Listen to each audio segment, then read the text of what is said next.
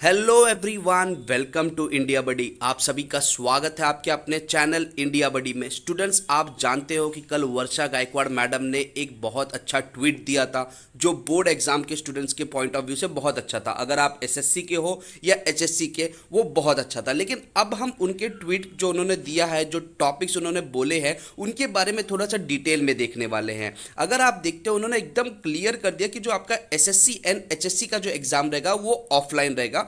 And जो important point यहाँ पे ये है कि क्वेश्चन बैंक बनाया जाएगा जो स्टूडेंट्स को बहुत ज़्यादा यूजफुल होगा।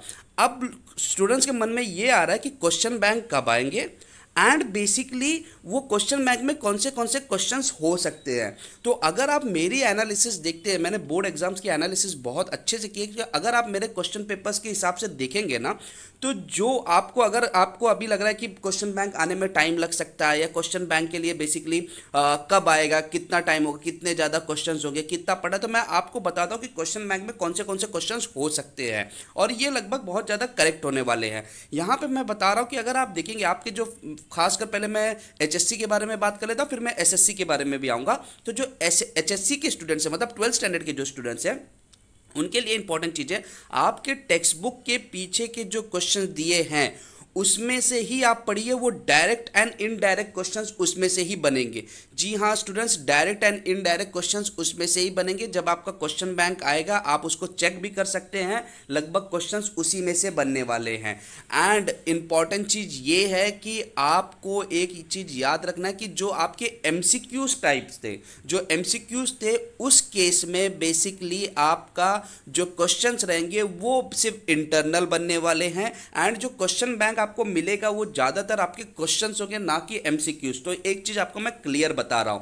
सो आपको कोई चीज पढ़नी ना, आपको एक चैप्टर उठाइए, उस चैप्टर के पीछे के जो क्वेश्चन दिए उनको आप पढ़ लीजिए, उनका टॉपिक के हिसाब से आप पढ़ लीजिए एंड बेसिकली रिड्यूस सिलेबस से आप पढ़ना। एंड इंपॉर्टेंट चीज याद रखिए कि उसी में से लगभग डायरेक्टली भी क्वेश्चन आ सकते हैं या इनडायरेक्ट थोड़ा सा चेंज करके उसमें किया जाएगा। तो आपको एक चीज ये याद रखना है। अब कुछ स्टूडेंट्स बोलेंगे कि सर व्हाट अबाउट जो मैथमेटिक्स जिन्होंने लिया उनके लिए क्या होना चाहिए। तो मैथमेटिक्स के लिए आप याद रखिए आपको एक्सरसाइज होते हैं, आप एक्सरसाइज के पहले 2-3 क्वेश्चन छोड़ दीजिए एंड लास्ट के 2-3 क्वेश्चन छोड़ दीजिए और बीच वाले प्रैक्टिस कीजिए, क्योंकि बहुत ज़्यादा सिंपल एंड बहुत ज़्यादा टफ क्वेश्चंस नहीं पूछे जाते बोर्ड एग्जाम में। जो मॉडरेट लेवल होते हैं वो तो आप हर एक एक्सरसाइज के ऊपर के 4 छोड़ दीजिए, पीछे के 4, और जो बीच के हैं उनको आप बस प्रैक्टिस कर लीजिए। घूम फिर के बोर्ड एग्जाम में उसी तरीके से क्वेश्चंस आते हैं। अब इंपॉर्टेंट चीज ये है कि जो कई लोग पूछ रहे हैं कि सीईटी, एमएसटी सीईटी का एग्जाम कब होने वाला है, क्या उसके लिए भी क्वेश्चन बैंक आने वाला है या कुछ पर्टिकुलर टॉपिक्स बताने वाले हैं कि क्या होने वाला है। तो इसके ऊपर अभी भी डिस्कशन चल रहा है, बट पॉजिटिविटी आप रख सकते हो कि चांसेस है कि उसके लिए भी आपको डायरेक्ट या इनडायरेक्ट तरीके से बताया जा सकता है। जैसे 11th के टॉपिक्स को आपको बता दिया गया है एमएसटी सीईटी के लिए, तो शायद ऐसा भी हो सकता है कि 12th के टॉपिक भी बताया जाएगा कि हाँ इस टॉपिक से इतने क्वेश्चंस आ सकते हैं, इस टॉपिक, तो आप उसके हिसाब से प्लान कर सकते हैं। सो अगर आपको ये वीडियोस पसंद आ रहे हैं तो आप इस चैनल को सब्सक्राइब करके रखिए, क्योंकि बोर्ड एग्जाम एमएसटी सीईटी से रिलेटेड बहुत सारे इन्फॉर्मेशंस आपको इस चैनल पे मिलने वाले हैं। एंड प्लीज़ इसको आप शेयर भी करते रहिए।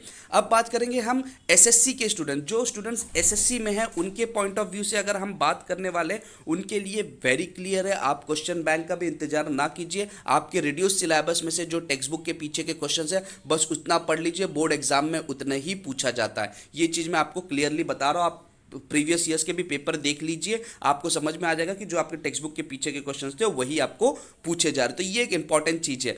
अब तीसरा इंपॉर्टेंट चीज़ है यहाँ पे जो मैटर करता है, और वो इंपॉर्टेंट है कि ये कहना कि आपका जो बेसिकली यहाँ पे बताया गया कि सह्याद्री चैनल के ऊपर तो कंटेंट अपलोड किया जाएगा, लेकिन जो इंपॉर्टेंट चीज़ ये था कि what do you mean by कि आपका सेल्फ सेंटर। अब कई लोगों को लग रहा है सेल्फ सेंटर मतलब, जैसे यहाँ पे आप थर्ड पॉइंट दिख रहे हैं, सेल्फ सेंटर लोगों को लग रहा है कि शायद मेरे ही स्कूल में मेरा सेंटर लगे।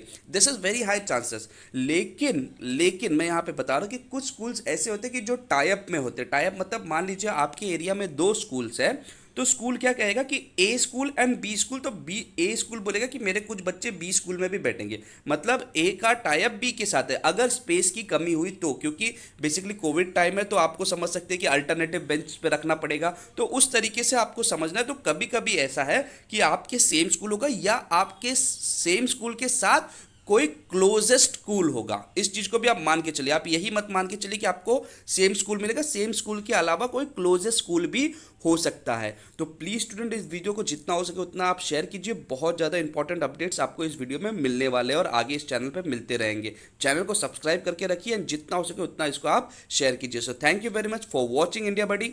जय हिंद।